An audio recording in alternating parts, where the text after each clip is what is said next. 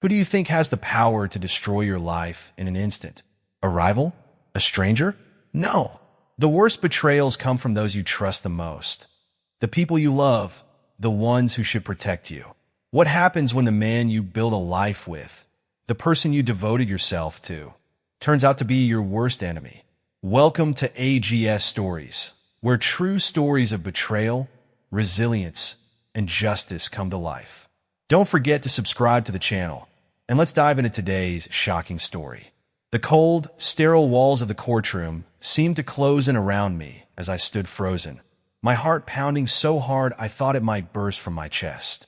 My hands clenched in a fist at my sides, nails digging into my palms as the words rang in my ears, each syllable a nail in my coffin. The defendant is hereby sentenced to 5 years in state prison for fraud, embezzlement, and financial conspiracy. A collective murmur rippled through the courtroom, but I could barely hear it over the deafening roar in my mind. This couldn't be real. It had to be a nightmare. Any second now, I'd wake up. I turned toward the judge, my voice cracking as I screamed, "No, I didn't do this. I was set up. You have to believe me." But no one moved. No one spoke. From the corner of my eye, I saw him, sitting calmly in the front row, dressed in his tailored suit. My husband, Ethan, watched me with cold amusement. The man I had loved, trusted, and built a life with. His lips curled into the faintest smirk. And that's when it hit me. He did this. A rush of nausea hit me, so hard I had to grip the table to keep from collapsing. The weight of the betrayal crushed me from all sides. I searched the faces around me, desperate for anyone to see the truth. My attorney's face was blank. My so-called friends refused to meet my gaze, and my in-laws sat in stiff silence, as if this humiliation belonged solely to me. I turned back to Ethan, pleading, hoping for some kind of sign that this was all a mistake, that the man I married, the one who whispered "I love yous" in the dark and held my hand through life's storms, couldn't possibly be responsible for this. But he didn't flinch. That smirk, that smug, victorious smirk. He had planned this. The gavel slammed down, sealing my fate, and within moments, the guards were at my sides. My arms were wrenched behind my back, the cold steel of the cuffs snapping shut around my wrists. Gasps echoed through the courtroom as reality set in, but no one moved to help me. No one stood up in my defense. Ethan finally rose from his seat, adjusting his cufflinks as if this were just another business meeting. He turned away, walking toward the exit, where a beautiful brunette waited for him, a woman I had once foolishly dismissed as just a friend. She slid her hand into his, her perfect red lips whispering something into his ear that made him chuckle. I felt my knees buckle, but the guards held me up, dragging me toward the side door. My vision blurred, the walls of the courthouse melting away as realization gripped me. I had lost, not just my freedom, but my reputation, my career, everything I had built with my own 2 hands. The empire I had worked for, the name I had made for myself. It was gone, reduced to nothing but a headline in tomorrow's paper. High-profile CEO Olivia grants sentenced to prison for financial crimes. All because I had trusted the wrong man. As the courtroom doors slammed shut behind me, I took one last look over my shoulder. Ethan never even glanced back. The air was thick with tension as the guards led me away, my wrists bound in cold steel. My mind was still struggling to process what had just happened. 5 years in prison. 5 years for crimes I didn't commit. My whole world had just crumbled before my eyes, and the man responsible for it, the man I had once trusted with my life, hadn't even looked back. But how did I get here? How did I go from being a powerful, successful woman to a convicted felon in a matter of months? To understand, we have to go back to the beginning, to the life I thought was perfect, to the love I thought was real. I met Ethan 8 years ago at a corporate fundraiser. He was charming, confident, and full of ambition. A self-proclaimed entrepreneur with big dreams. He spoke about his startup ideas with a passion that was infectious. I had spent my entire 20s building my company, working long hours, and making strategic moves to rise to the top. At 30, I was already the CEO of a successful financial firm, handling multi-million-dollar investments and managing high-profile clients. My life was structured, calculated, until Ethan walked in and turned my world upside down. With him, everything felt different. I had dated powerful men before, but none of them made me feel seen the way Ethan did. He listened when I talked about my goals, supported my decisions, and showered me with affection. Within a year, we were married in an extravagant ceremony at a vineyard in Napa. I remember looking into his eyes as we exchanged vows, believing with every fiber of my being that he was my forever. For the first few years, our marriage was everything I had ever dreamed of. We traveled to exotic destinations, built a beautiful home, and supported each other's ambitions.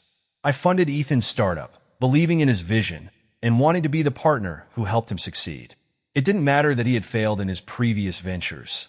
This time, with my resources and his drive, he was bound to make it. Or so I thought. Looking back, the warning signs had been there all along. The late-night phone calls, the meetings that never added up, the whispers between him and his business partners that would stop whenever I entered the room. But love has a way of blinding us to the truth. Then, one night, Ethan came home with a stack of documents in his hand. "Olivia, I need you to sign these," he said casually, placing them in front of me. "It's just some restructuring paperwork for the company. My investors want your signature since you're one of the financial backers." I barely glanced at them. Why would I? I had signed countless contracts before, business deals, property agreements, investment papers. Ethan had never given me a reason to doubt him. So I signed, and with that one stroke of a pen, I sealed my fate. What I didn't know was that those weren't just business documents. They were fabricated contracts, legal agreements that framed me as the mastermind behind a multi-million-dollar embezzlement scheme. Ethan had been draining money from my firm, laundering it through shell companies, and setting me up as the perfect scapegoat. For months, he orchestrated every detail. Fake invoices, falsified bank transfers, forged emails, all pointing back to me. By the time the authorities started investigating, everything was already in place. My accounts were frozen, my company thrown into chaos, and my reputation destroyed. And then came the final betrayal. I remember the morning the FBI agents knocked on our door. I had been making coffee when the pounding on the front door shattered the morning silence. Confused, I went to answer it, only to be greeted by two federal agents holding a warrant for my arrest. Ethan stood behind me, gripping my shoulders as if to comfort me. "There has to be a mistake," he said, his voice full of concern. "My wife would never do something like this." But his grip was too tight, his voice too steady, and in that moment, a sinking feeling settled in my gut. I looked up at him, searching his face for answers, but all I found was a carefully curated mask of shock and disbelief. The agents didn't give me time to process. They pulled me away, handcuffing me right there in my own living room as Ethan stood frozen, watching. I remember screaming, pleading with him to do something, to call our lawyer, to tell them the truth. But he didn't move. He just let them take me. It wasn't until later, when I was locked in an interrogation room, that I realized he had been playing a role the entire time. His performance wasn't for me. It was for them. The devoted husband, blindsided by his wife's crimes. The moment the truth hit me, it knocked the air from my lungs. He had never loved me. Not really. I was just a means to an end, a golden ticket, a resource to be exploited. And now that he had taken everything he could from me, he was cutting the last thread that tied us together. Ethan wasn't just letting me fall. He had been the one to push me off the ledge. And the worst part? Everyone believed him. The media ate up the story. Finance mogul Olivia Grant caught in massive fraud scandal. High-profile CEO betrays clients, faces criminal charges. Did Olivia Grant con her own company? Every newspaper, every financial blog, every business analyst painted me as a criminal. No one questioned Ethan. No one asked how a man with no financial background could suddenly come into millions. No one wondered why he continued to live in luxury while I was sitting in a prison cell. Because to the world, Ethan was just a devoted husband who had been fooled by his cunning wife. And I was nothing more than the villain of his perfectly crafted story. I had given him my love, my trust, my money, my life. And in return, he had given me 5 years behind bars. I sat in my prison cell that first night, staring at the cold concrete walls, replaying every moment, every conversation, every red flag I had ignored. The truth was unbearable, but there was one thing I knew with absolute certainty. I would not let him win. I would survive this. And when I got out, I would make sure Ethan regretted every single choice he had ever made. No one betrays me and walks away unscathed. What would you do if the person you loved most in the world destroyed your life? Would you forgive them? Would you seek revenge? Comment 111 if you want me to make him pay. Comment 222 if you think I should let it go. The cold concrete walls of my prison cell felt like they were closing in on me. The air was thick, heavy with despair, the scent of metal and bleach clinging to everything. I sat on the hard cot, staring at the peeling gray paint, my mind replaying every single moment that had led me here. How had I gone from a respected CEO to an inmate in an orange jumpsuit? The answer was simple, Ethan. The man I had loved, trusted, and built a life with had orchestrated the most calculated betrayal imaginable. He hadn't just stolen my money, he had stolen my entire future. And now, while I sat behind bars, stripped of everything I had ever worked for, he was out there living the life I had paid for. The media had eaten up the scandal like wolves tearing into fresh meat. Financial mogul Olivia Grant brought down in fraud scandal. High-profile CEO exposed as the mastermind behind a $10 million scheme. Olivia Grant, the queen of deception. My name was smeared across every business news outlet. My face plastered on headlines as the ultimate cautionary tale. I had been painted as a ruthless fraudster who had conned her own investors, betrayed her employees, and embezzled millions. I was guilty in the court of public opinion before I even stepped into the courtroom. And just when I thought it couldn't get worse, Ethan delivered the final blow.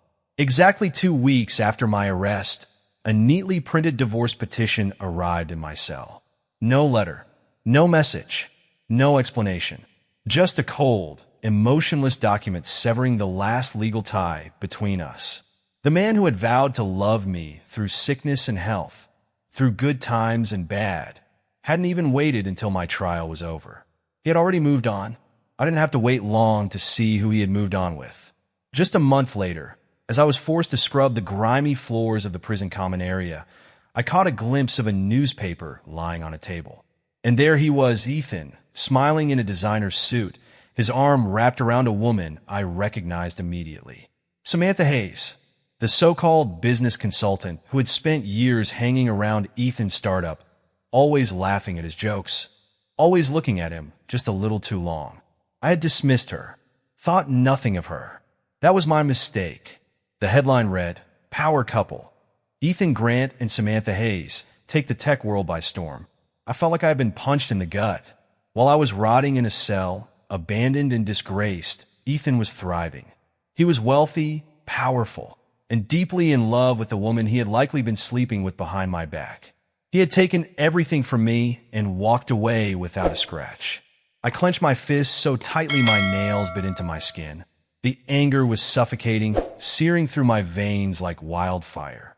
I had spent my life building something real, something lasting, and he had destroyed it in an instant. But anger alone wouldn't save me. I needed a plan.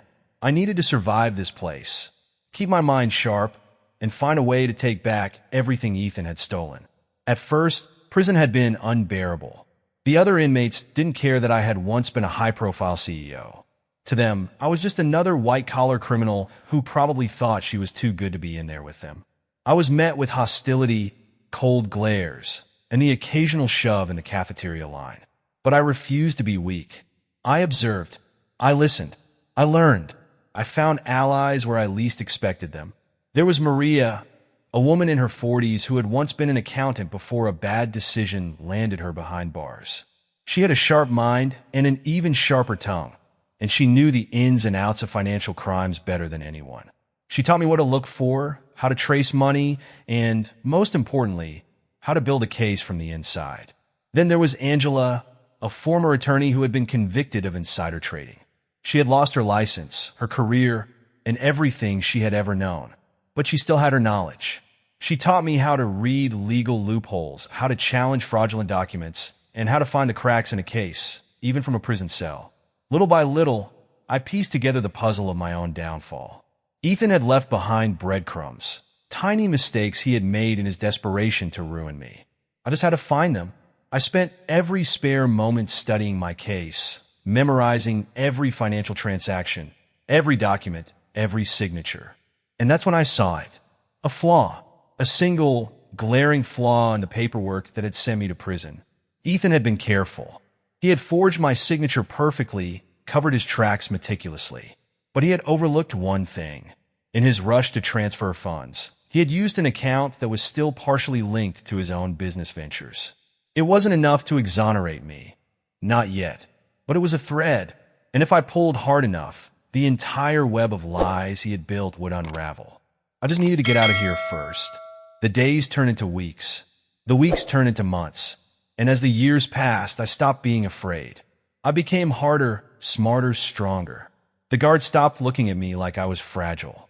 The inmates stopped underestimating me. I had built something in here, a reputation. By the time my sentence was nearing its end, I was no longer the woman Ethan had betrayed. I was someone he should be afraid of. And when the day finally came, when the gates opened and I stepped out into the free world once more, I made a vow. Ethan was going to pay. I wasn't just going to clear my name. I was going to destroy him. The life he had built on my suffering, the money he had stolen, the empire he thought was untouchable. I was going to burn it all to the ground. And I wouldn't stop until he was left with nothing. But revenge isn't just about rage. It's about precision, strategy, patience. I had spent 5 years trapped in hell, planning my every move. And now it was time to execute. If you were in my position, what would you do? Would you take back what's yours? Would you fight for justice? If you agree with my plan, comment 111. If you think there's another way, tell me in the comments below. The early days in prison were unbearable. The walls felt like they were closing in on me, suffocating me with the weight of betrayal. My name, once respected in boardrooms and financial circles, was now whispered with scorn in the prison halls. I was no longer Olivia Grant, the CEO. I was inmate number 43289. At first, I refused to accept it.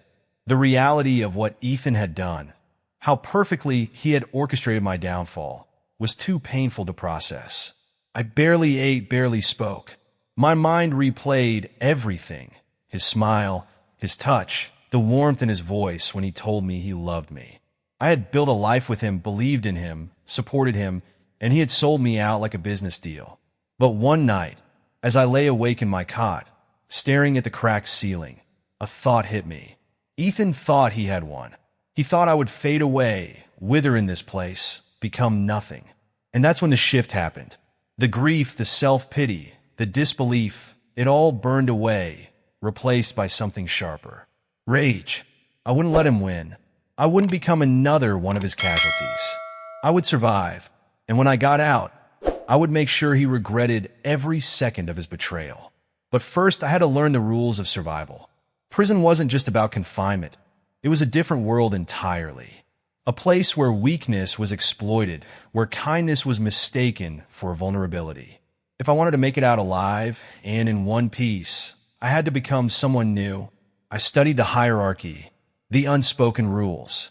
I learned who to avoid, who to align with, and most importantly, how to blend in. I stopped speaking like the CEO of a financial empire and started speaking like someone who belonged. I walked with purpose, never letting my fears show. And then I met Judith. Judith was in her late 50s, sharp-eyed, and more intimidating than any lawyer I had ever faced in a boardroom. She had been a high-powered attorney before her own conviction, serving a 15-year sentence for fraud. Unlike me, she was guilty, but that also meant she knew exactly how the system worked and how to break it. One afternoon, as we scrubbed trays in the kitchen, she spoke without looking at me. "You're not like the others in here, Grant." I tensed. "No? And what exactly am I?" A woman who still thinks she has something left to lose. I swallowed hard. Did I? Judith studied me for a long moment, then said something that changed everything. "I read about your case. Your husband's smart, but he made a mistake. I stopped breathing. Mistake? For months, I had pored over every document, every financial record, looking for anything that could prove my innocence. But I hadn't found it. I had been too close, too emotionally shattered to see it. What mistake? I asked, my voice barely above a whisper. Judith smirked. Sit down, sweetheart. We have work to do. Unraveling the truth. Over the next few months, Judith became my mentor. She walked me through legal loopholes, the intricacies of financial law, and most importantly, how to play the long game. Ethan had covered his tracks well, but not perfectly. There was a trail, a small, hidden account he had used to launder stolen funds. An account he thought no one would ever find. And I wouldn't have if I hadn't been forced to slow down and analyze everything from a distance. Judith helped me draft letters, requests, and appeals. We crafted a paper trail that would expose the flaw in Ethan's scheme. But we had to be careful. If I moved too soon, he would bury the evidence before I had a chance to act. So I waited. For years, I gathered every piece of information I could. I made connections on the outside. Old allies, private investigators, people who still believed in me. I built something stronger than just a case. I built a plan. The day everything changed. I still remember the morning I walked out of that prison. The world outside felt too bright, too open. My hands clenched in a fist at my sides as I inhaled the air, fresh, free. Ethan had expected a broken woman to walk out of those gates. But what he didn't know was I had become something else entirely. I had spent 5 years learning, adapting, preparing. And now it was his turn to lose everything. The first thing I did was find the account. With help from my legal team, one I had carefully built from inside those prison walls, I secured access to the hidden offshore accounts Ethan had used to transfer stolen funds. Next, I filed for a financial audit of his company. I knew he would panic. And I was right. Within days, reports surfaced of discrepancies in Ethan's financial records. Investors started asking questions. The media, the same ones who had once labeled me a criminal, now turned their sights on him. But the best part? I had only just begun. It didn't take long before Ethan started to lose control. I made sure his shady deals came to light. His hidden offshore accounts were exposed. His investors? They fled. The company he had built on my suffering? It collapsed. And Samantha? She left him the moment the money started drying up.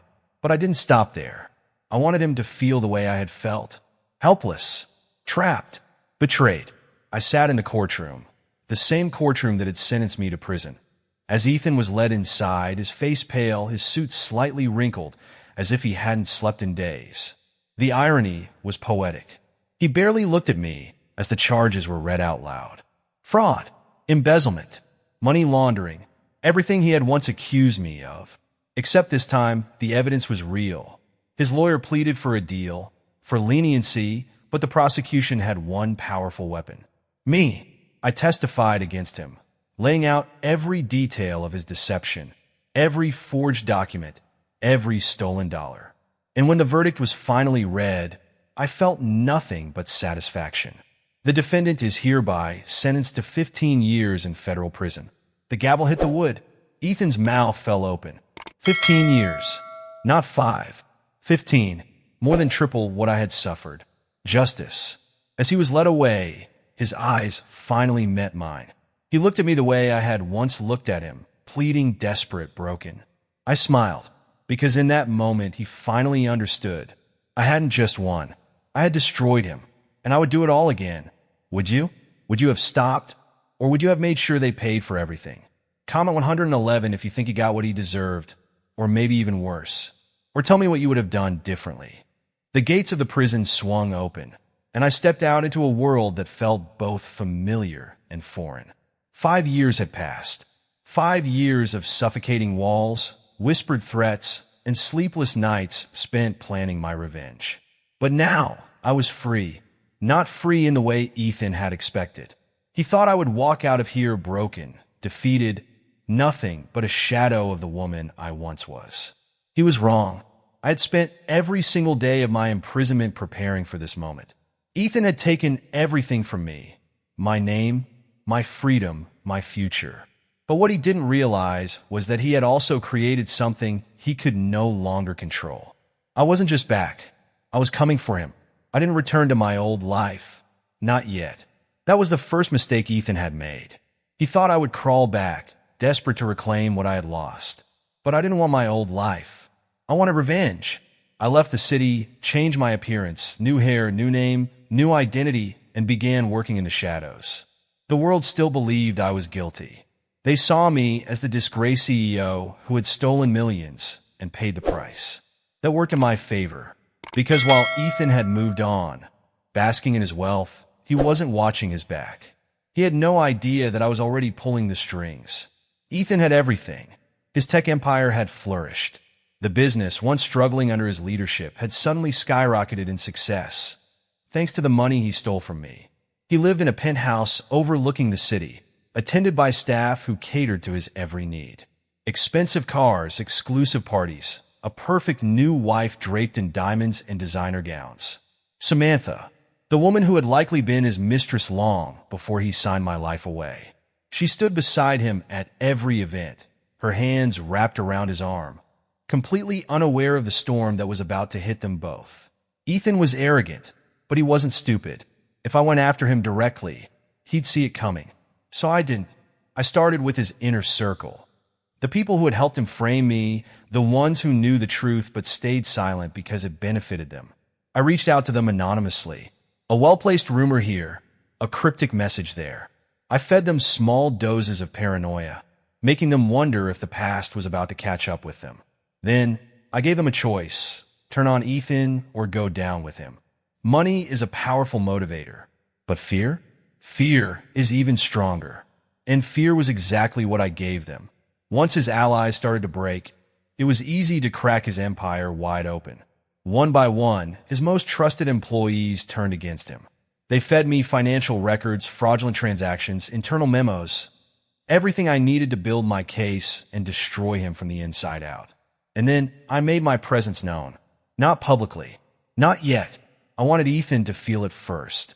That sinking feeling when the walls start closing in, when everything he built begins to crumble.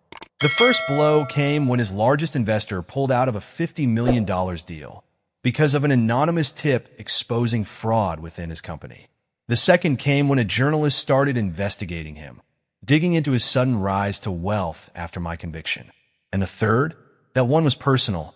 Ethan had always believed in control. Control over money, over people, over me. But what he didn't understand was that control is an illusion. It only takes one crack to shatter the whole foundation. That crack? Samantha. I made sure she found out about his hidden bank accounts, the offshore investments, the money he had secretly funneled out of their joint accounts. Because Ethan wasn't just a liar. He was a man who never stopped planning his escape. And once she knew the truth, she ran. She drained their shared accounts, filed for divorce, and left him with a scandal so big the media tore him apart within hours.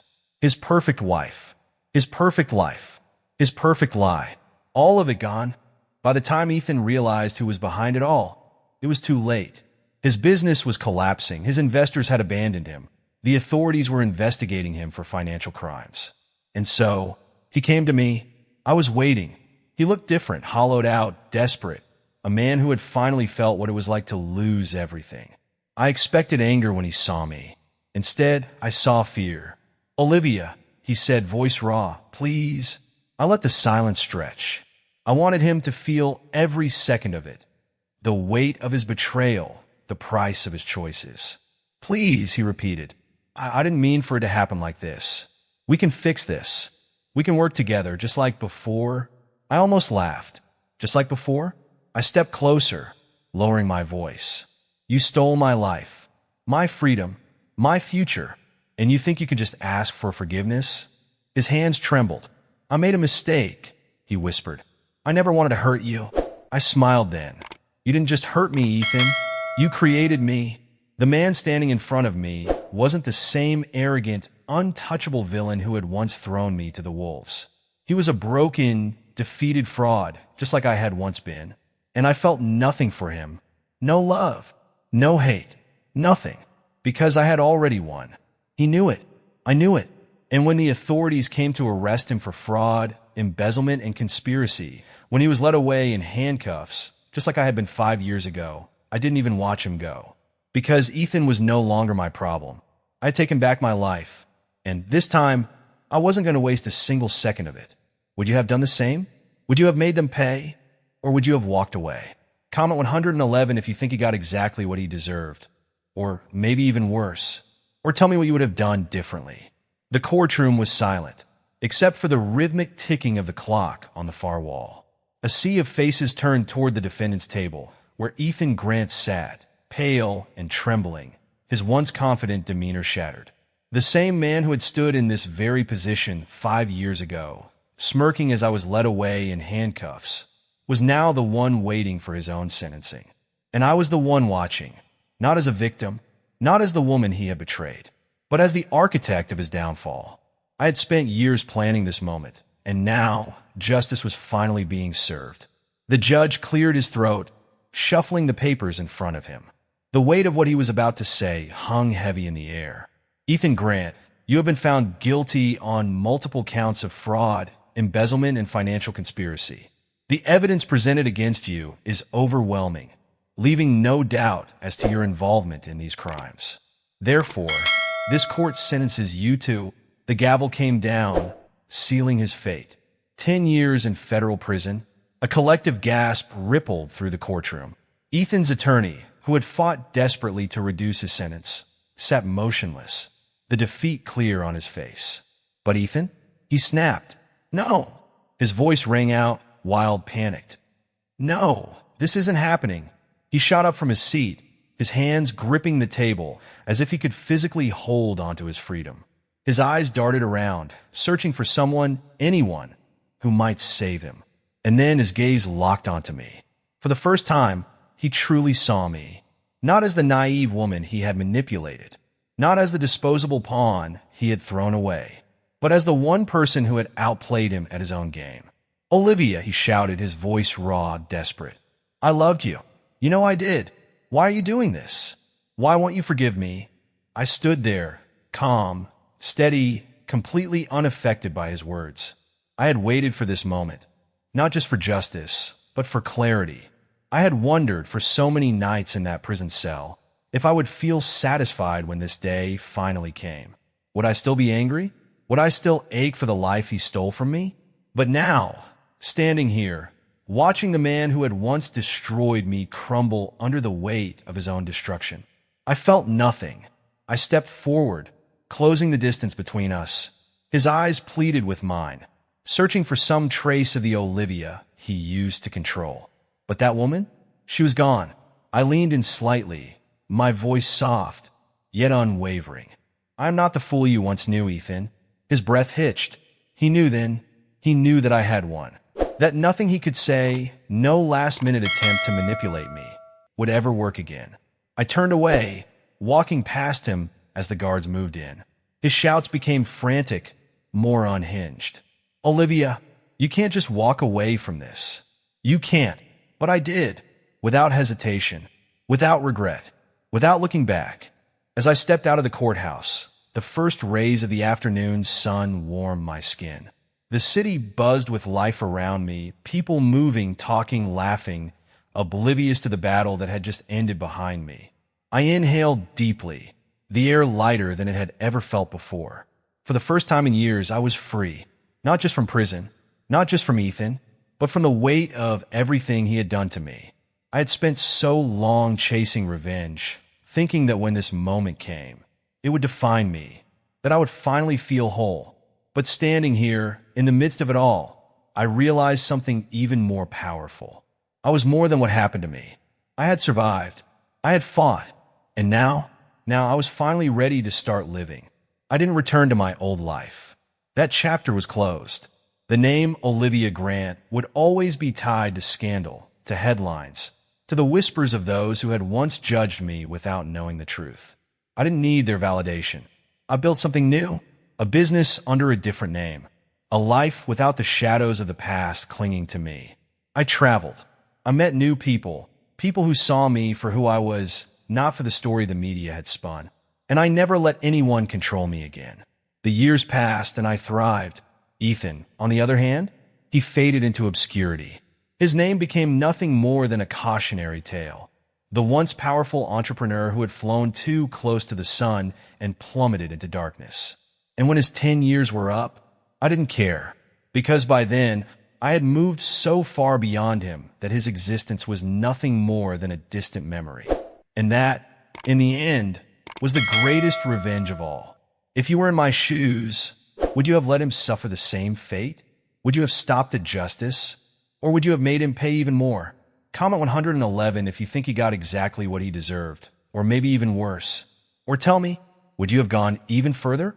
The sun was setting over the horizon as I sat on the balcony of my new home, a glass of wine in my hand, the cool evening breeze brushing against my skin.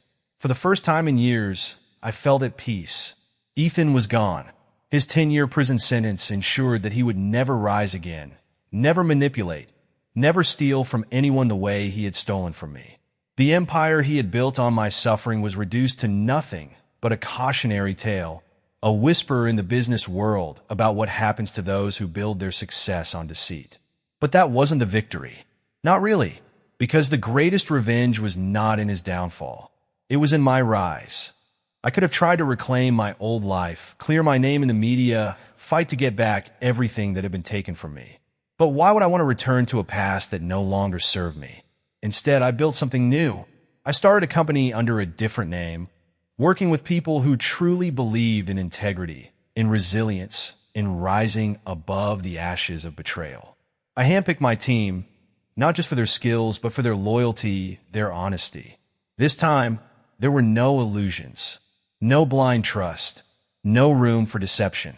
I didn't need to prove anything to anyone anymore. The headlines that once painted me as a criminal slowly faded. The people who had whispered behind my back moved on to the next scandal. And I thrived. I traveled, something I had never allowed myself to do before. I found joy in the little things. Morning coffee in a quiet cafe, the sound of the ocean at sunrise, the feeling of waking up without the weight of betrayal on my shoulders.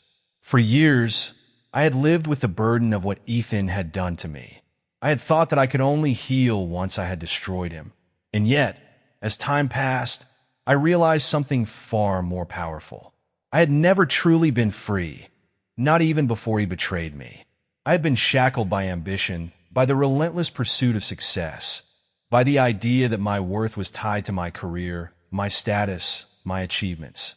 Ethan had stolen so much from me, but in a twisted way, he had also given me something invaluable. A second chance to truly live. I was no longer the woman who lived for boardrooms and contracts, who sacrificed everything for people who wouldn't hesitate to betray her. I had found balance, strength, myself. One evening, as I walked through the garden of my home, my phone buzzed. It was an email from an old colleague, a link to an article about Ethan. I hesitated before opening it. It was an update on his life in prison. The man who had once been ruthlessly powerful, untouchable, smug in his certainty that he would always come out on top was now just another forgotten criminal rotting away behind bars. He had lost everything, his business, his reputation, the people who had once worshipped him. And for the first time since this all began, I felt nothing. Not anger, not satisfaction, just indifference, because he no longer mattered. He could no longer control me, no longer take up space in my mind. And that was the real victory. I had once believed that revenge meant destruction, that to truly make someone pay, you had to bring them down completely. But the truth is the best revenge is to live well, to become everything they try to take away from you, to thrive, not in spite of what they did, but because you refuse to let it define you. Would you have done the same? Would you have walked away? Or would you have made sure they suffered even more? Comment 111 if you believe living well is the best revenge. Or tell me, would you have gone even further? As I took one last sip of my wine, I whispered to myself the words that had taken me years to truly understand. I once lost everything, but now I see the only thing I ever needed to reclaim wasn't money, wasn't reputation. It was myself,